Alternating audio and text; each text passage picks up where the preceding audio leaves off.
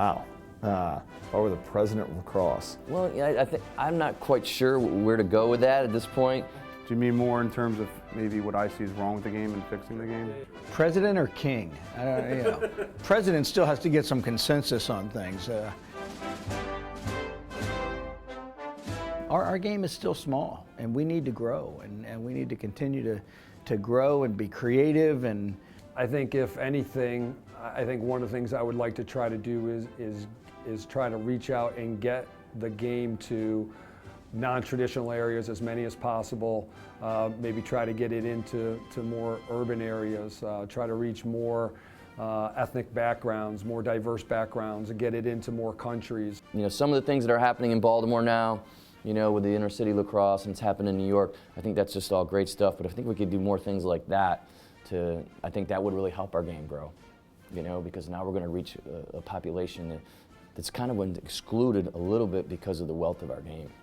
There's just so much to do, but and obviously the expansion out west and the expansion of the game needs to happen in college lacrosse especially. I think I would start with the Olympics. I mean, I think that's where we would like to see this sport transcend into that level. Get the NLL and the MLL to straighten their act out so that we can have 2 seasons with great guys. And that would be the biggest thing. The biggest thing, I think, would be to try to get more alignment in lacrosse in all the various things that are out there. Just more alignment where everybody's working towards the same goals. I think we all have a lot of the same goals, but I don't think there's a lot of alignment. I'd like to get lacrosse, if you could, I'd like to get everybody in lacrosse on the same boat, recognizing that there are differences in our game, there are different styles of play, there are different styles of coaching, you know, and stop worrying about the minutia of the game. I'd like to see us get back to more of a recreation approach at the youth level, where the motivation and the goal and the objective is the improvement of the skills, all right, and not so much playing on what club you got to play on, and more of maybe a greater love for the game at the lower levels. Stop playing full field games. Let's turn the lacrosse field sideways and let's get 4 games going. Let's get 8 goals and let's play sideways. Let's increase the number of touches. Like I say, USA Hockey, Belgium Soccer are just 2 of the prime examples. Where to bring some of that box element into the game, but get kids more touches. Everybody's having more fun because there's not so many people, you know, around. We have to stop worrying about, oh, my 10-year-old doesn't know the rules of the game.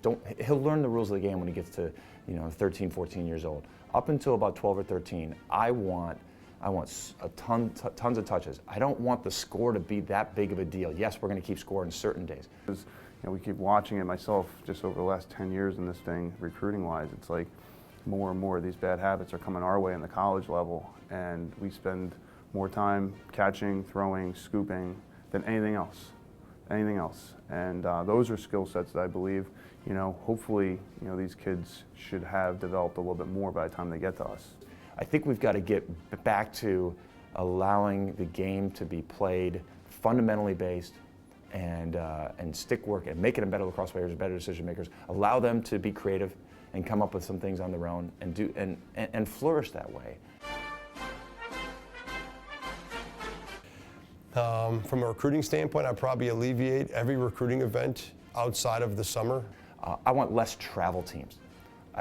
You know, just because you get in a car or van and drive 3 hours doesn't mean all of a sudden you're exposing yourself to better lacrosse. You can be getting really good lacrosse right there in your own community. I think watching young men play lacrosse, if they're in your community during the spring season, I think is a positive experience. I think in the summertime, it's the young man's choice to compete and play, and I think it's a positive experience and a necessary attachment for college coaches who aren't around a hotbed of lacrosse to be able to go out and watch these young men play outside of just film. I'd probably try to make sure the early recruiting proposal passed. I think that'd be a big thing. I certainly would change the recruiting rules to go back to, you know, at least, you know, not contacting a kid, you know, junior year. You know, I think that would be okay. For me personally, I'm not in that mode. I think that the way it is just fine. You know, people have the ability to make decisions. Families can make decisions. Coaches can make decisions, and I think that I'm a believer in free market where that's concerned. I definitely think we should have a start date that goes across the board. I think we should push the season back into June and play our playoffs and play some of our conference type games in May when the weather's nicer. I do think moving the season back a little bit would help in regards to playing games a little bit further into the summer, maybe past Memorial Day. I do think that it would help, but I also think it would help alleviate some of the dates in inclement weather.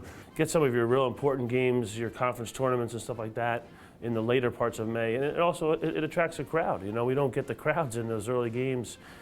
I think a lot of the fans would like to see the service academies come together and compete for a Commanders-in-Chief trophy. I think, I think it'd be a great rivalry. I know logistically it's hard to schedule with the Patriot League and the number of games they play, but I think that'd be something that a lot of fans would like to see. And you'd probably see more Final Four setting type tournaments during the course of the spring. And what I mean by that are Division I, II, and III teams playing at the same venue. President of Lacrosse, I would probably change the substitution box back to a smaller substitution box to positively impact the transition game.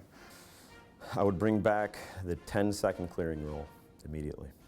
I think it was the best rule that we ever had. It encouraged riding a certain way where you could turn it over and you can get a good shot. I thought that teams played faster when that was the case. The shot clock would probably be something that would be on the table, certainly for discussion. I would also probably put in some type of a shot clock type thing, make the rules a little bit easier for people to understand and follow our game. My thought is that the game is trending in that direction. It's more TV friendly, it's more fan friendly. The pace of play is indicative as such that a shot clock might be the answer for a lot of problems, but I can certainly understand other coaches that feel otherwise. I would say try to get, like our governing body's doing right now, try to get the Division I, II, and III, try to get the international game, the MLL game, all with the same playing rules. I think that at that point, then officials and everyone can grow from the youth level all the way up through professional lacrosse and the world stage. So I think it would just be easier for everyone in that sense. And then I would outlaw the use of the word lax. I don't like that word at all. I think it's stupid, and I think it makes us look stupid. Understand that. The lax pro, I'm definitely in agreement of getting rid of that. Yeah, that would probably, I don't know if I could get it done in 100 days, but it would certainly be on the agenda.